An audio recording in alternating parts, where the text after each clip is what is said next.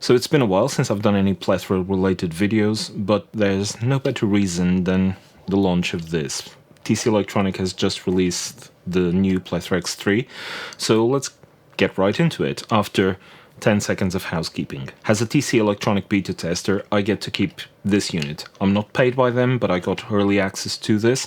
They're not watching this video before you do.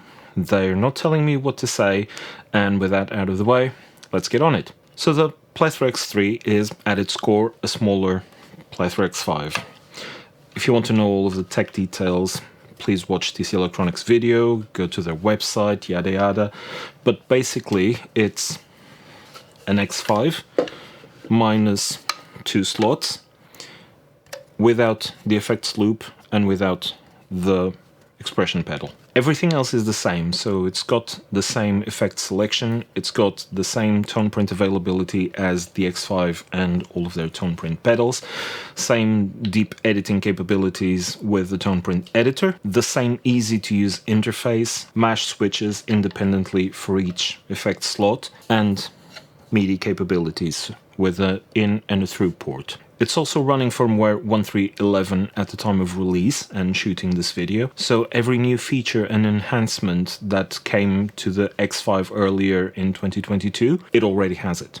I'll talk about those in another video. You can say that losing a couple of effect slots from the bigger X5 and losing the effects loop will reduce its flexibility, and you're right, but you gain a much more compact pedal that it's a lot easier to fit on a pedal board or on top of a synthesizer or in a bass player's pedal board. Now, I know what you're thinking, they exist, I've seen them in the wild. And whereas the X5 can be seen as the almost perfect all-in-one bring your own drives solution to build a pedal board around, the X3 is more that compact tiny powerhouse that you fit in a corner of a pedal board and has everything that you would want except for the drives, or something that you can build a very compact fly rig with. You just use this little amp modeler, overdrive, you're probably done. And it's also a great size to just keep it in the effects loop of an amp sitting next to it, running delay, reverb, eventually a noise gate, or you might need 3 free running loopers in the same compact pedal. So because this is still a guitar related video, let's grab a couple of sound examples.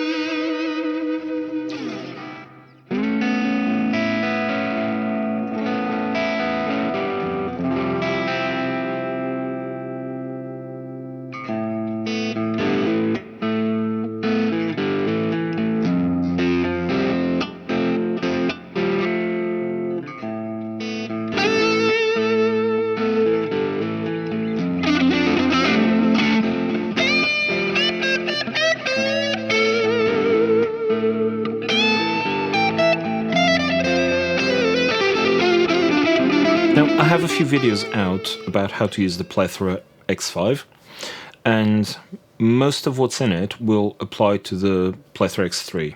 But instead of sending you to watch a bunch of boring ass videos even before you decide to buy one, or instead of making you fall asleep by running through all of the presets and all of that stuff, some of which I've created, no, I'm just going to give you the skinny on how it works right out of the box. Speaking of box, there will be affiliate links in the description box below and in the pinned comment, so if you could use those links when buying your gear, that'd be awesome. You'd be helping me make more videos. Anyway, the Plethora system is based around the concept of boards. So what you would call presets in other systems, they are boards in the Plethora. And each board contains a number of effects, which were 3 on the Plethora X3, 5 on the X5. And just like the X5, it has 2 modes of operation. Play and edit, which you can toggle with the left switch. And the name says it all. You play with this one, you edit your boards with that one.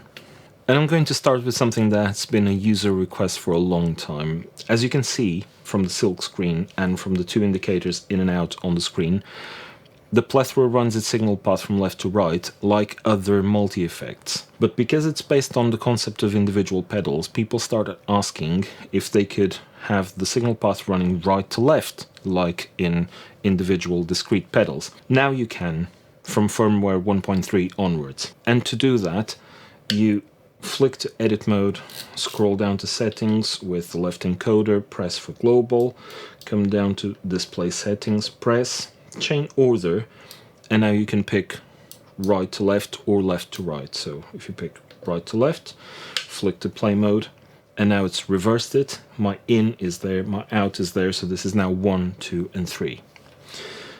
I'm going to flip it again because I'm one of the originals who got used to doing left to right signal path, and we're back to it. 1, 2, 3.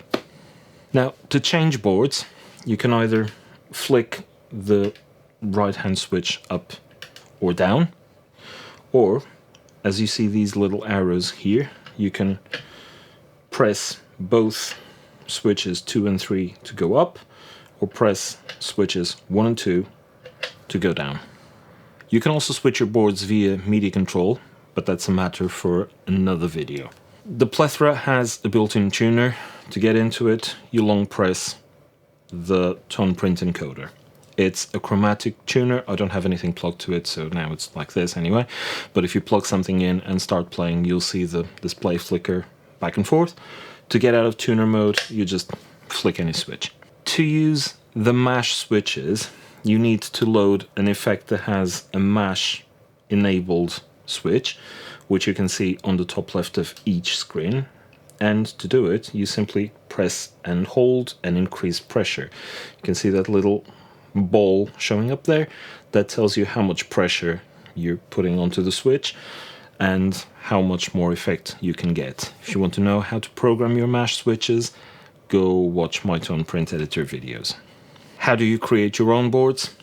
Flick it into edit mode, and on the right hand side switch, the one labeled board, press up, flick to create with the right encoder, press the encoder, and it creates a new board at the end of the list. So I had 32 boards on this one, it's now created board 33, and here we are. You can also use that encoder to duplicate an existing board, and to do that you would start with the board that you want to duplicate. So let me say that I want to duplicate board 24 and just change something on it.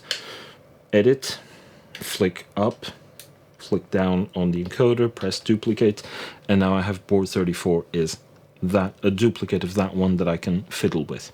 To populate a board, you flick to edit mode, and with the left encoder you pick the effect that you want. So I'm going to put an octaver, press to confirm, and now with the right encoder, the toneprint encoder, you pick the one you want, octachop, press to confirm. And now to tweak this, you just set your parameters with the 3 knobs in the center according to what's defined in the toneprint. So if you now want to put another effect on another slot, you just select the next slot. Let's go flanger through Z tape, and you mess around with the effects. There's a caveat to this. The Plethora does not have a save function, so anything you do is instantly committed to memory. And that includes the values of the parameters that you set and includes the status of the effects. So for instance, if in this one I have my slot number 1 on and the 2 off, I move to another board, play around a bit. When I come back, it is going to recall the same state that I left it in. I'm now going to do it the other way around, turn 1 off, keep 2 on, go to another board, blah blah blah, come back, and you'll see 1 off, 2 on. So keep this in mind. If you need to recall a board in a specific configuration, you need to leave it in that configuration before you go off to another one. If you want to assign the parameters to the hot knobs, and the hot knobs are these 3 in play mode, which you can see are doing absolutely nothing right now. If you want to assign some parameters to them, you flick to edit mode as usual, go to settings, and now this is per board. So you can have one configuration, one board, another one, another one. You select that and you go to hot knobs. I'm going to select knob number 1 and I'm going to say that I want it to control the amount of sub in my octave. So just press that, and once it's lit, you can just flick to play mode. And now you see that there's an indication there that hot knob number 1 is active. And when you tweak it, it will change the value of the parameter that you decided. Now let's load up a delay in our slot number 3, because I want to show you how you can change this from mash to tap tempo. You go to edit mode, you go to settings, once again board, and you go to second foot switch function, pick the delay, and now on the list you can pick from mash, tap tempo, or none. You might actually not want that switch to do anything other than just turn it on and off. In this case, I wanted to go to tap tempo, so I highlight it there with the encoder, flick to play mode, and now you can see that instead of having a mash indication like the other ones, I've got an indication in milliseconds, which is the tempo that it's working at. To go into tap tempo, you just saw me long press it, tap, tap, tap, wait, and it comes out of. And here's a related tip, because you might not want to see that in milliseconds, you might want to see it in BPM. So you go down to settings, and this one is a global setting, so you can't change it per board.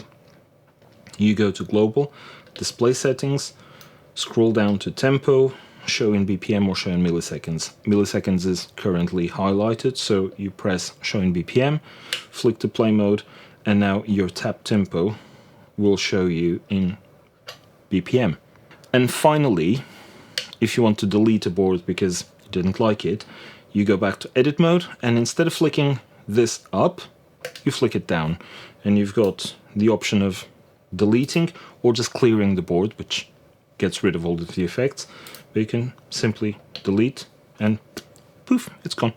So there's a few other tips in my videos, including showing you how to switch the effects order by, I don't know, quick swap, activating quick swap, which means that you can swap effects order by doing this, i.e. long pressing both at the same time, or,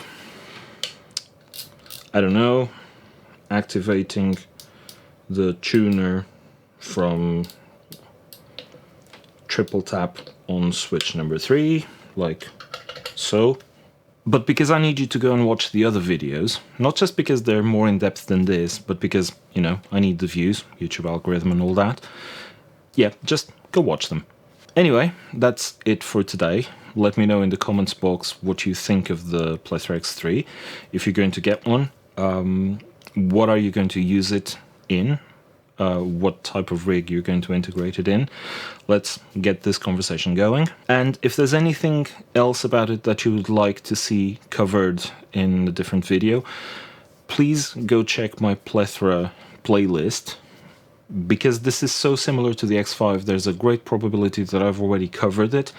If not, let me know in the comments box and I'll see if I can fit it in another video. And as always, thank you to tcelectronic for having me as a beta tester, and a huge thank you to my Ko-fi supporters for helping me keep the channel's lights on and bring you more videos. So if you would like to join that growing list of supporters, the links are in the description. And until the next video, see you.